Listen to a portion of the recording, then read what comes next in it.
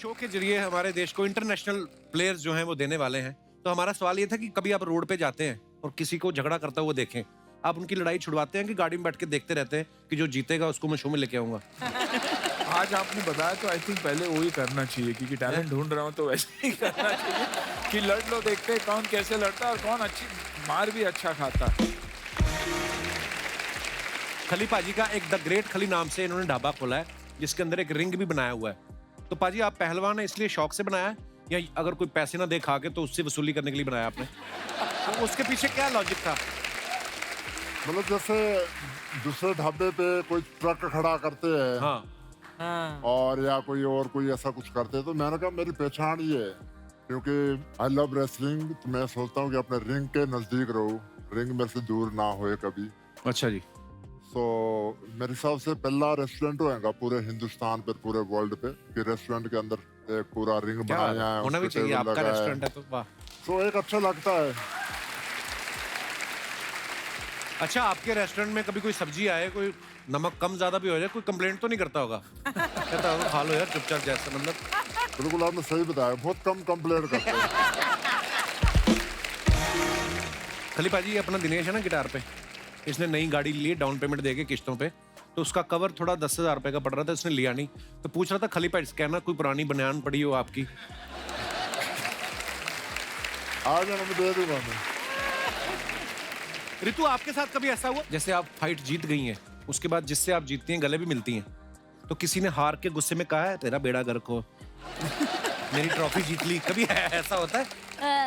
ऐसा तो कुछ नहीं हुआ, लेकिन एक बार एक फाइटर मेरे से हार गई थी। वो पहले मेरे को फॉलो करती थी। अच्छा। और जब वो मेरे से हारने के बाद उसने मेरे को अनफॉलो कर दिया। मैं बाहर की फाइटर थी वो। आपको पता है दंगल फिल्म में आमिर खान साहब ने जो कैरेक्टर प्ले किया है वो महावीर सर का ही किरदार उन्होंने निभाया है। तो महावीर सर, जब वो आमिर खान आपसे मिलने आए थे तो आपने उनको जो दाव पेच सिखाए थे, बोल के सिखाए थे कि पटक के भी दिखाया था आपने उनको? हाँ, वैसे जो मिट्टी के खाड़े के में जो टेक्निक होती है, टेक्निक जो बताई थी उसको, ऐसे जो 1 पॉइंट ऐसे मिलता है, 2 ऐसे मिलते हैं, 4 ऐसे मिलते हैं, 5 ऐसे मिलते हैं। अच्छा। वो टेक्निक करके बताई थी। तो सर आपको पहले पता था, जब तक आप उनसे मिले नहीं थे आपको पता है आमिर खान कौन है? ना पहले कोई पता नहीं। क्या बात है यार, अपने खेल के लिए ही इतना डेडिकेटेड है कि फिर सब कुछ छोड़ छाड़ के वही करना पड़ता है। रितु की बहनों के नाम गीता, बबीता, संगीता है। हाँ। इनका नाम रितु है। आपने पूछा नहीं अपने पापा से मेरे टाइम आपके अंदर का कवि कहाँ गया? नहीं, मैंने बिल्कुल पूछा था कि मतलब सभी के पीछे ता ता ता है, तो मैं क्यों? हाँ, मैं तू। मैं तो माँ से पूछा था, पापा से तो नहीं पूछा था। लेकिन तो मेरी एक और कजन थी, वो भी मतलब हम एक दिन का ही फर्क है, तो हमारा नाम रितु नित्तु ये रख दिया। तो बोले कि इसीलिए तुम्हारा नाम ये रख दिया। एक्चुअली पहले ऐसा ही होता था ना, माँ बाप, बच्चे भी उस समय ज्यादा होते थे, 90 से पहले चले जाओ, 7, 8, 8 बच्चे, एक राजू है, दूसरा काजू, छोटा बाजू, मतलब मिक्स ही कर देते थे पहले, है ना? ऐसे होता था ना। आपके भी तो भाई का नाम खर्चना है ना? तू कपिल है, तेरे भाई का नाम अशोक क्यों है फिर? अरे इसका नाम भी फप्पिल मप्पिल होना चाहिए था। मैंने मशहूर होने के बाद नाम चेंज कर लिया। मैं कहा बताना मत किसी को मैं तुम्हारा भाई। बुधवानी साहब, आप माइक टायसन को आप पहली बार लेके आए थे ना इंडिया जी। तो आपको डर नहीं लगा था कि मैनेजमेंट में कोई इधर उधर गलती हुई, मेरे कान ना काट ले? आपको डर नहीं लग रहा उनसे? नहीं, मेरा नाम मोहम्मद अली है। हाय हाय। Muhammad Ali the great, Muhammad Ali Tyson boxer का गुरु मोहम्मद अली था, तो मुझे डरने लगी थी। हाय हाय। अगर वो माइक टायसन को बुलाने के लिए बहुत एक लंबी स्ट्रगल हुई थी मेरी। मैं माइक टायसन को फॉलो कर रहा था, उनके सेक्रेटरी को फॉलो कर रहा था। मैं फ़ोन किया कि हमको माइक टायसन ऐसे MMA प्रमोशन के लिए चाहिए। पहले तो कहाँ से बोल रहे हो, मैं बोला इंडिया से, तो फ़ोन ही काट दिया। क्यों? तो 3-4 दिन 5 दिन की स्ट्रगल के बाद मैंने फिर फ़ोन किया उनको, बोले ठीक है but he doesn't want to come to India. मैं बोला व्हाई? बोले he thinks India is 3rd world country. Oh my god. तो बट मैं बोला टेल मी द मनी। उसने मुझे ऐसा एक फेक अमाउंट दे दिया, फेक इतना बड़ा अमाउंट दे दिया कि मैं ना ही बोल दूँ। तो उसने मुझे वो अमाउंट बोल दिया, मैंने हाँ बोल दिया उसको, तो वहीं शौक हो गया वो। तो बट उसके बाद भी जर्नी ये चालू रही कि वो हमारी बात चलती रही। वो बोला कल बात कराऊंगा, परसों बात करूंगा, बताऊंगा। उसमें ही वो 2-3 महीना निकल गया। तो मैं बोला मैं आता हूँ वहाँ पर, रुक जाओ। तो मैं US चले गया। तो मैं उनके ऑफिस में गया तो बोले मैंने आपको बताया ना वो इंडिया नहीं आना चाहते, जा सकते हैं यहाँ से। मतलब मैं इंडिया से इधर आया उनको मिलने के लिए, मुझे एटलीस्ट 15 मिनट का टाइम तो दो, मुझे मिल लूँ उससे। ओके, हम 15 मिनट का तुमको टाइम देंगे मगर आपको 50% अमाउंट अभी क्रेडिट करना पड़ेगा। Oh अच्छा। gosh. और कभी उन्होंने मना कर दिया तो बोले मना कर दिया तो अमाउंट रिटर्न हो जाएंगे। बोला मैं इंडिया से और आप यूएस में मुझे रिटर्न अमाउंट होगा, मैं आप पे भरोसा कैसे करूँ? भरोसा नहीं है तो बोले जाओ आप वापस इंडिया। Oh. तो फिर मैं सोचा कि नहीं यार, मैं इतनी मेहनत करके इधर तक आया हो तो रिस्क ले ही लेते।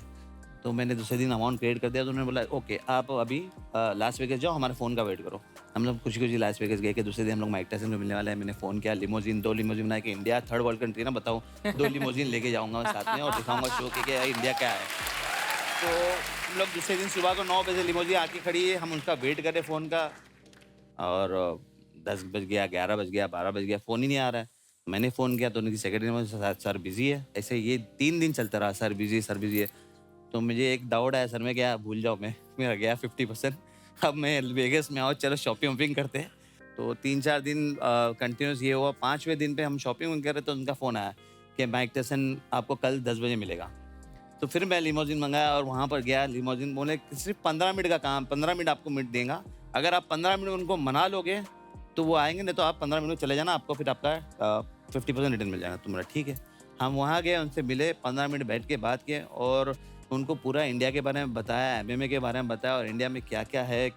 इतना सब बोलने के बाद में 15 मिनट के टाइम को उन्होंने 4 घंटा मेरे साथ में बिता और वहीं उन्होंने कॉन्ट्रैक्ट साइन किया और रेडी हो गया, ओके हो गया। क्या बात। पर उन्होंने एक शर्त रखी थी कि मैं इंडिया होगा तो मुझे ताजमहल देखना ज़रूरी है। बोला ठीक है। वो इंडिया है, ताजमहल देखे। लास्ट में जाते वक्त बोले कि Mohammad Ali I was wrong, India is not third world country. क्या बात है यार। कई बार होता है हम अपने मन में कोई परसेप्शन बना लेते हैं बिना देखे।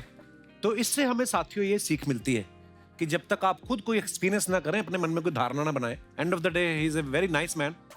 Yeah, very nice man, lovely man and very down to heart man.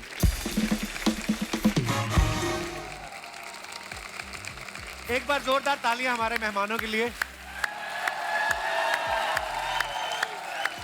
अन्ना बहुत बहुत धन्यवाद, आप अपनी टीम के साथ यहाँ पे आए। थैंक यू डुवानी साहब, thank you Ritu, thank you Mahavir sir, thank you खली भाई। और इस शो के लिए बहुत बहुत मुबारकबाद और ढेर सारी शुभकामनाएं। जोरदार तालियां एक बार हो जाए। ये माइक टायसन का साइन किया हुआ ग्लव्स है, अच्छा जी। तो मैंने आपके लिए एक सुविनर बना के लाया अरे था। वाह वाह, क्या बात है।